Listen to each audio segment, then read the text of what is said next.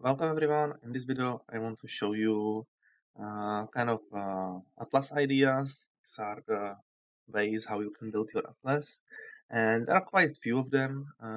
You can focus on certain things, and this video is not about showing you the best atlas tree, but rather showing you ideas. So this is a very starting tree. This is tree for everyone who just wants to progress maps early in the league, and this is just to give you a chance to get your maps without much investment. So you go up grabbing some chance to drop maps from monsters, and it is always adjacent map, which means that there is quite high chance that the map that will drop will be somewhat useful for you. You also try to go for, you go for Kirak missions for chance to get another mission if you complete map. Now, early in the league, the chance won't be too high, so there is quite low chance that it will actually help you. But what you want to get is one Kirak mission a day. So even if you are not playing, you will be getting missions. This is exceptionally good for new players that play like 7 maps a day or 3 maps a day. Every time they return, they will have another mission, which will quite likely increase their atlas progression. So this is good for that. And overall, you will have quite a lot of chance to get Kirak mission. And what you want to do is to go for these small passives and go for a chance to have one tier higher. This is so that you don't get always the low tier maps and you are progressing the atlas. And then you go for this, which is 15% chance to have one tier higher maps. And the better thing on that, or the more important thing I would say, is the chance of on completing maps to get free use of random map crafting option. This includes all the things that Kerak offers you. Like in this league, it was strong boxes, so there is chance that you can get strong boxes, but there is also chance that you get something that cannot be normally offered, so you get something exclusive. And just completing like 10 maps and having chance to get something for free, it is quite good by itself. Then you go for the right side, you get chance to have one tier higher, and another 3% chance to get free special crafting option. In total, have 13% increased chance to have free crafting option, which you don't need to use right now. You can wait for late game, so in the early game, it's helping you to finish your atlas. And in the late game, you have the free crafting option, which you can use on your juiced up maps. Then you go up on the right side for even more chance to be one tier higher on your maps. And then on the left side for even more chance to be one tier higher. After you finish this, you can potentially try to go for more passives for increase chance to drop something, I mean to drop maps. Uh, but I suggest you to start doing already your atlas because this amount of investment is only 30 points. It's not that hard to respect it, and some of the points you might even keep. So it's not that high investment and it will help you to start your atlas quite easily, and then you can focus on anything you want, and you won't really sacrifice too much of your progression because every time you go somewhere you go through the small points that give you something, and then you can start doing your atlas. And by the like time when you have like 70 points, you already don't need these additional chances to have one tier higher, or probably you don't need it, so you can focus on making money with leagues, for example. This is going to be more of a advanced tree. This is going to be, I would say, normal tree that people usually go to. Maybe it will be changed for some people.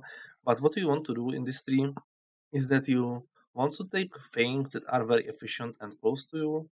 So, for example, if you go through this way, you have for 3 points only additional strongbox, and then you can just go for additional pack size if you want to. You can go for 3 points for one essence on a map, and that is on every map, so that's quite efficient.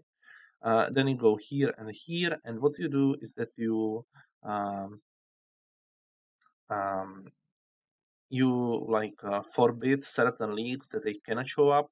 But if you forbid them, it will increase chance on other leagues that they will show up. There is in total of 16 leagues. Only 10 of them you can forbidden, the better ones. The ones that are worse are like Strong Boxes, Smuggler Sketch. Well, I think that you can forbid Smuggler Sketch somewhere, but Strong Boxes, Torment Spirits, Rogue Exiles, Shrines, these are all the things that you cannot forbid. However, they still get the increased chance to be found if you forbidden certain content. So, for example, if you don't want to uh, collect rogu markers, blueprints, and stuff like that, you can forbidden it, and you can increase the chance of finding other leaks by 2%. The base chance is 8%. So the chance in total that you will find something is 8% times 16. So it's like 100 and something percent. And if you negate only few leaks, you will greatly increase your chances of finding other stuff. So even though that you will not be able to find one leak or two, you will be much more likely to find more leaks. So in total, the amount of leaks that you will find will get higher. However, as you forbidden more and more leaks, it will have not only diminishing returns, but it will kind of revert, and therefore you will find less leaks. So, if, for example, if I would have only one leak, which is good, I will still have good chance to find strong boxes and torment spirits, but I would only have one good leak, and I would maybe have like 20% or something chance to have maybe even higher, like 30% chance to have some leaks.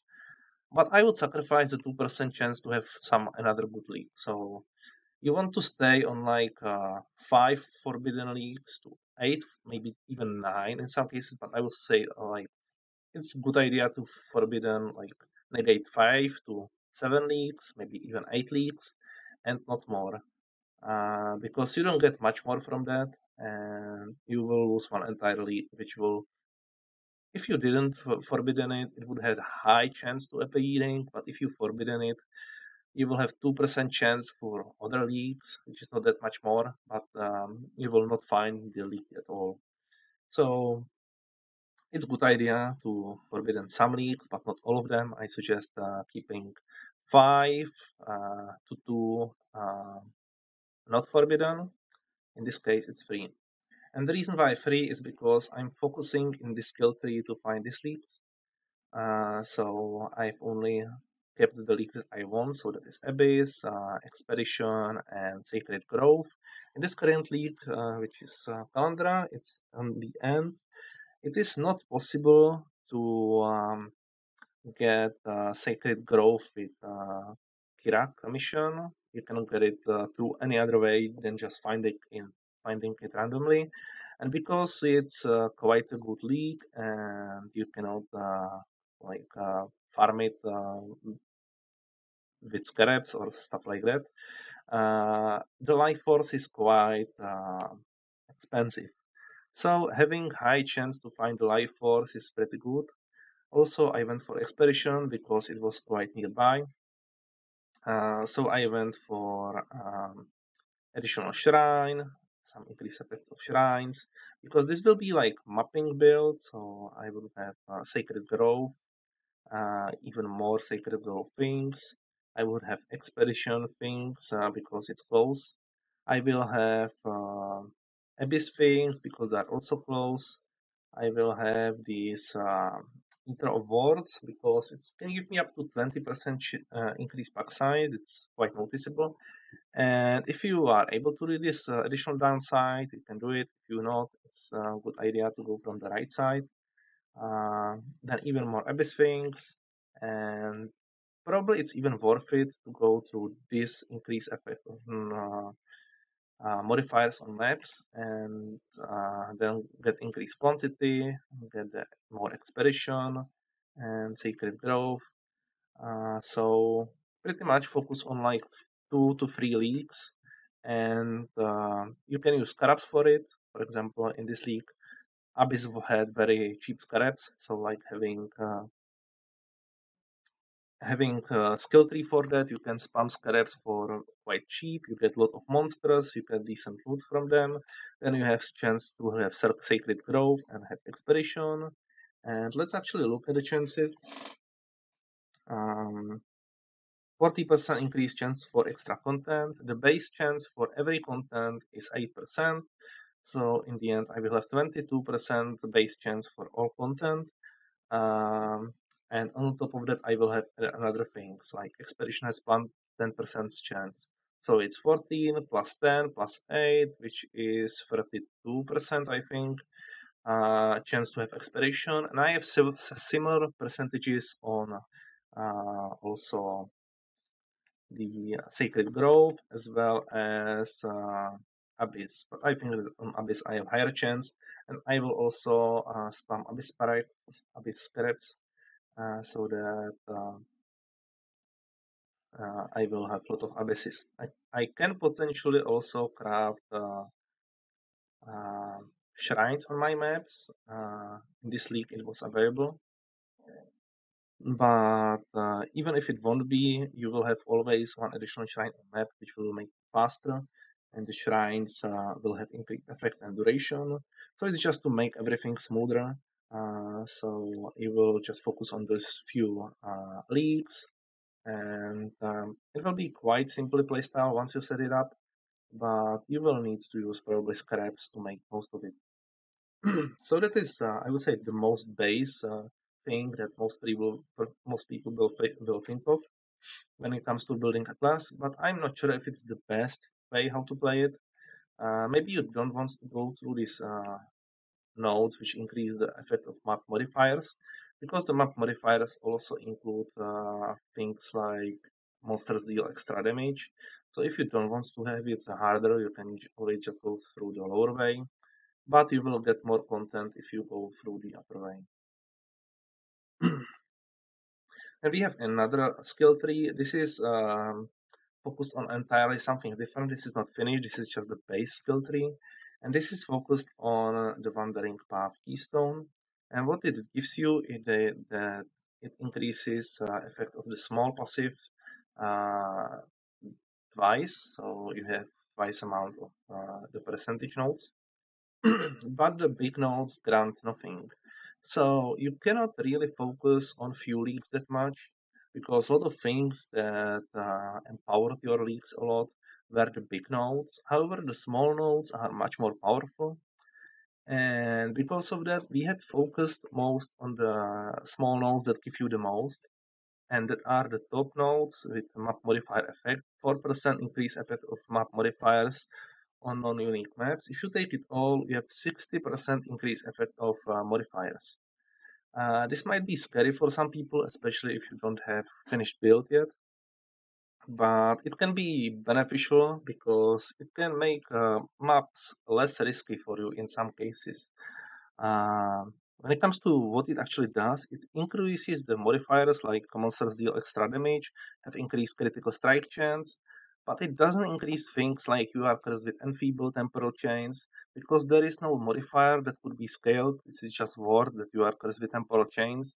There is no with increase effect thing on that.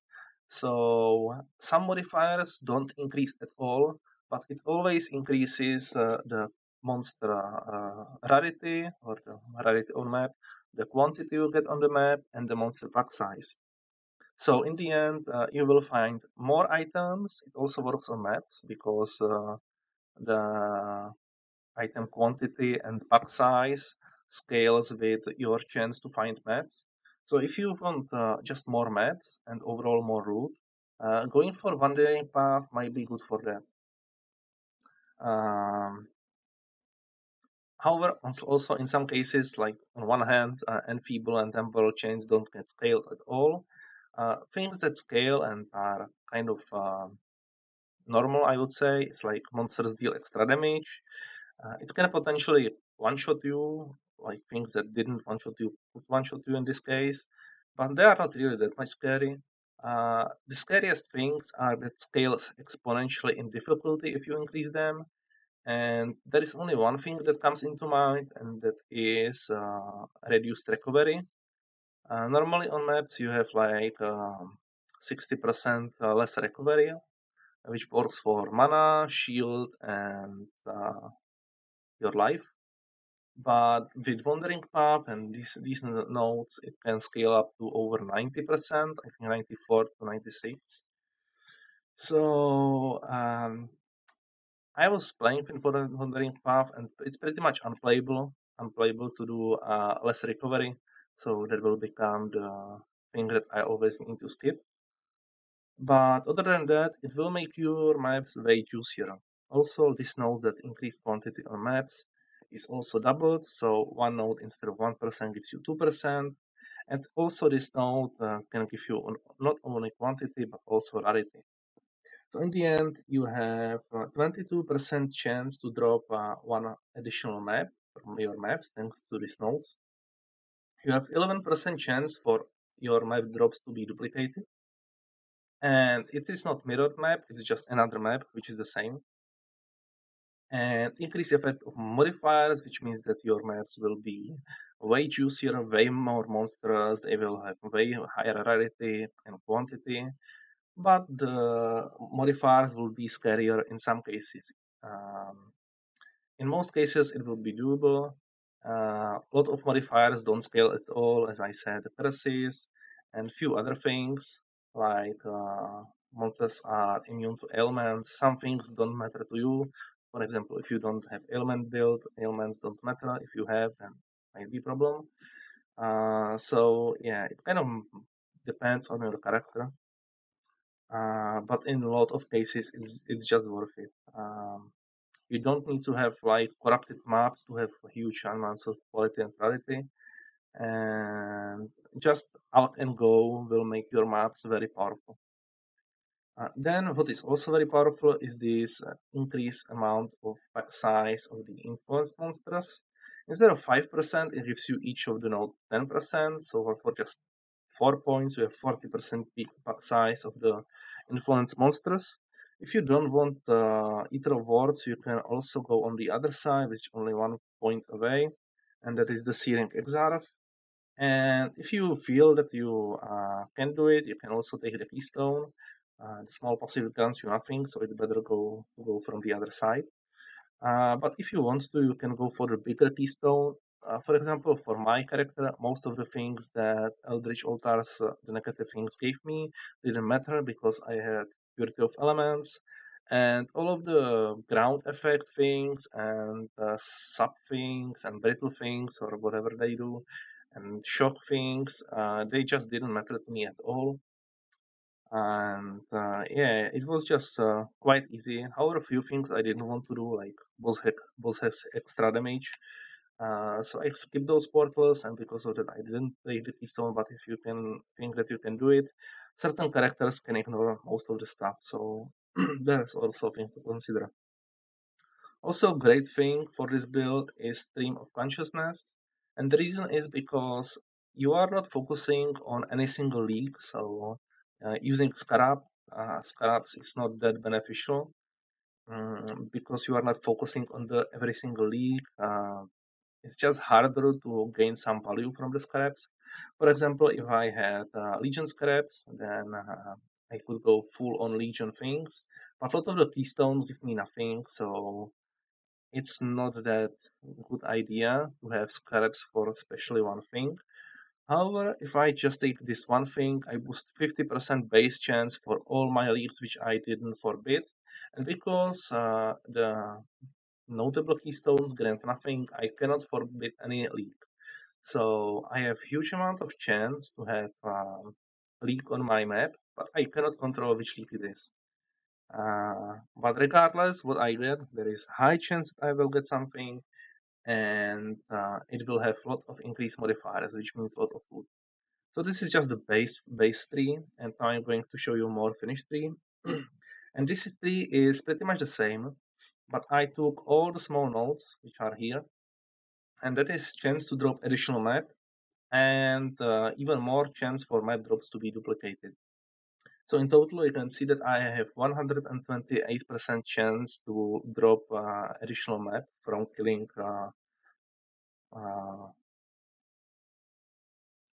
monsters.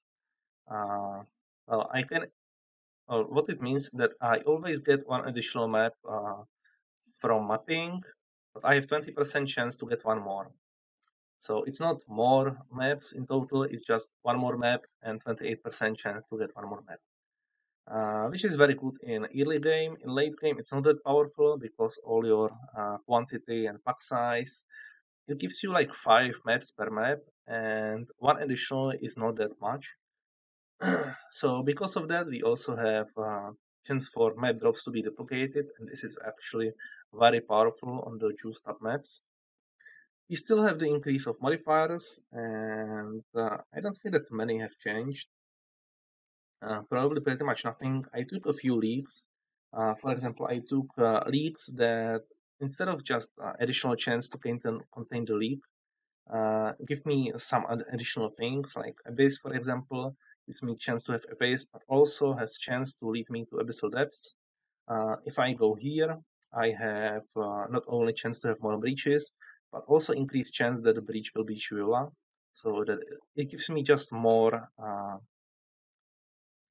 more more things that just normally. Then I am focusing on life force, and I think that this strategy is actually good for harvest. You cannot like take the notables, but because you have so much item quantity and pack size, it also affects your harvest. So it in that indirectly works for the harvest league, and the small passives that give you more life source are doubled. So it kind of makes sense for the harvest to be played in this tree. So this is kind of the wandering path for maximum map drops. Um, and this is wandering path. Instead of maximum map drops, I'm going for the maximum amount of leaf content. And I would say this is the end game. If you already have enough maps, you switch to this. Maybe you play just this and you don't play the map drops, and instead you play just the league content. In this case, I took pretty much everything, or at least most of the stuff that give me additional chance to contain something. If I show you chance to contain, I took most of the stuff. I didn't took the things that are not real worth it, like harbingers and things that only work if there are, for example, captured beasts. Uh, so I took pretty much most of the additional league content. So in total, I will have a lot of modifiers on the map. It will be very juiced map, and there will be also a lot of leagues. So 50% more base leagues. And if you look at it, we have 6% chance to get Kirat mission on completion of map, 12% additional chance to have expedition, 8% chance to have ritual, 12% additional chance for sacred grove, which is harvest, 6% chance to find delirium, 8% chance to for regular encounter, 42% chance to find a rogue metamorph, which means already the finished metamorph, which you cannot complete yourself. 14% additional chance for blind, with also some buffs. 8% additional chance for legion. 18% chance for abyss, which also increase chance to lead to abyss depth. 10% additional chance to have breach, and 100% chance to have shrine with increased buffs. And on top of that, we have also 30% base quantity of items, and 30% rarity. I think that it doesn't scale with the increase effect, but on every single map you have at least 30% quality and rarity, including normal maps. And also all your modifiers get killed by 60%, and you have this much leak content, and another 50% more content. So you just have so much stuff, and you don't even need to invest any scraps into it. You cannot, obviously, but you have so much stuff, and it's very fun. It's the only thing that you actually need for this is a character that can stand the increased effect of modifiers. But if you get the character like a little bit stronger, or if you deal, even if you do like probably blue maps, it might be worth it more than running um, rare maps. because the amount of quantity and rarity it gives you on top of the increased modifiers, which includes pack size and all the stuff, it just gives you so much that it's hard to justify um, doing something else. So, and the best thing is you don't even need to think about it, which league you will do, which scraps to buy, and how to make money. You just take increased content, and you just have way more money from this. And this is the last Atlas tree that I'm going to show. There are few Atlas trees that I didn't show you. For example, you can focus on some end game content, but I didn't really get into that. So I'm just going to show you what I know. And this is the opposite of wandering path, and that is great design. And it pretty much means that the small positives grant you nothing, which is kind of shame. But the notable things give you 1% increased pack size. So with this skill tree, I would say that this is the hardest Atlas skill tree that you can make. And the reason is because it's hard to justify the things you lost or the things you gain. Uh, for example, because the small positives give you nothing, it's hard to play around certain league because of the lot of the small positives are quite important. And the only thing that kind of saves it is the pack size for notable, and the thing that the starting area is great for grabbing a lot of notables. So you take like 3 points here, and you take four notables just like that. You go here, you take up to five notables here and five notables here.